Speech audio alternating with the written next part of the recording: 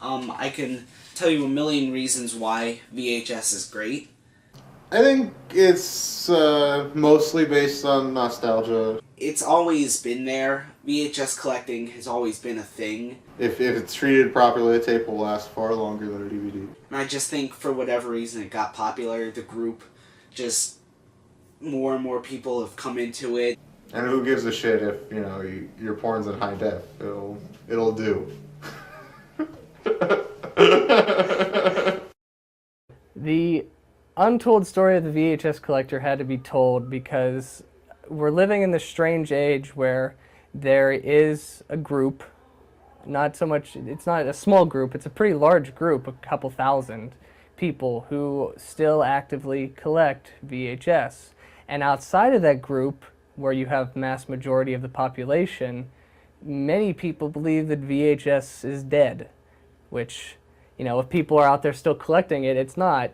I feel through meeting other collectors that they're entertaining enough and funny enough and kind of embarrassing enough in their obsessive ways, myself included, that it could hold a feature-length movie.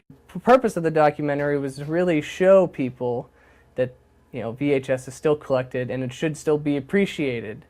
So that was the intended goal, and the way we edited it and shot it, we planned for it to be enjoyed by everybody. I think it all started with VHS Fest, the website that me and Tim May started. We started making YouTube videos and whatnot, and then it really just expanded from there. The film started as a special project for the website for VHS Fest. They had raised some money through a couple bootleg DVDs that they put out that I helped them put together.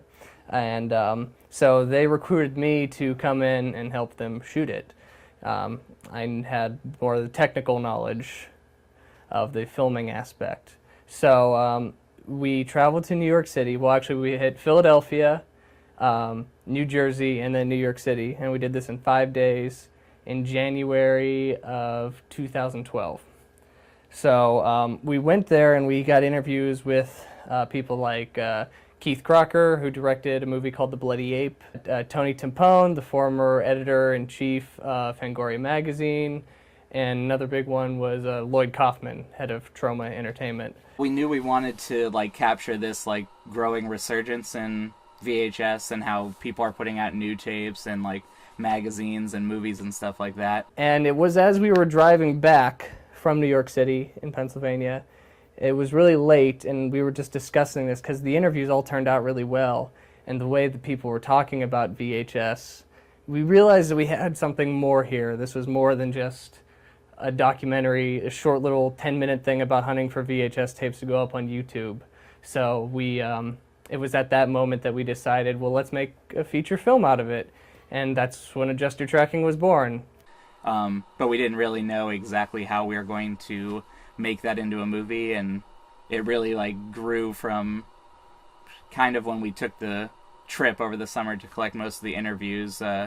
We realized we came up with a set group of questions, which kind of edited in our heads what we needed in the movie and what we wanted to get. We anticipated at least a year from our initial interviews to completion. I wanted it to be done as quickly as possible, but still be as good as it could be. And I guess 2 years, that's not too bad. One of us thought, well, why don't we try using that website Kickstarter, see if we can raise some money. And the long, we're just well, what if we do get some money? What are we going to do with it? Then we decided that, well, we'll travel the country and get more interviews with VHS collectors, filmmakers, all around the country and see what they have to say. We got in Dan's little Honda Fit, and we drove cross-country up to Cleveland, to Chicago, to Seattle, to Los Angeles, to Texas, and all the way back up, past through Washington, D.C., back up to New York City. And that took us 22 days. And over that 22 days, it had to have been at least 50 interviews with people. Working with a co-director is good in many ways because then, it's kind of not all the weight of the movie is just on me. I can blame Davy Doo for some fuck-ups. Me and Dan have a nice working relationship.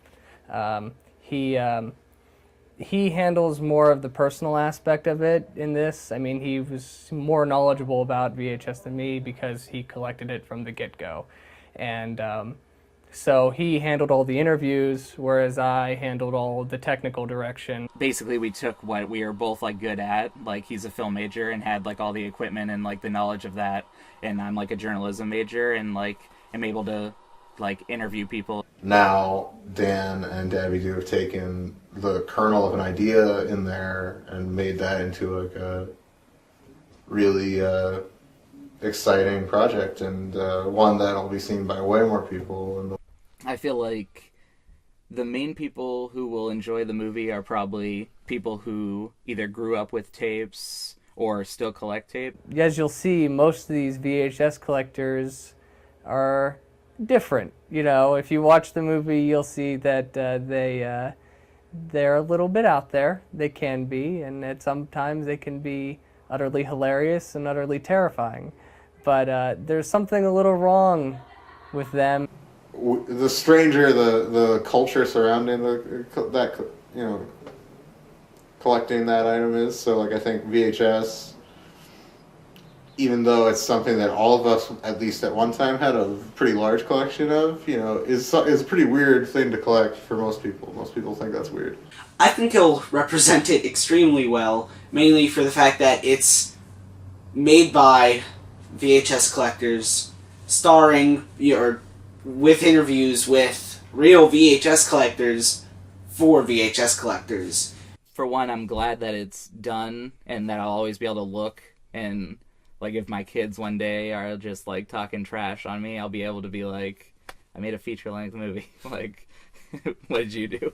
And there's something a little bit wrong with VHS. I mean, whenever you had this, if your picture was all fuzzy, you had to get up and adjust the knobs, or if you were privileged and had a VCR with automatic tracking, you just hit a button and it fixes itself. So, I mean, there's a little bit something wrong with VHS, and there's a little bit something wrong with VHS collectors, so adjust your tracking.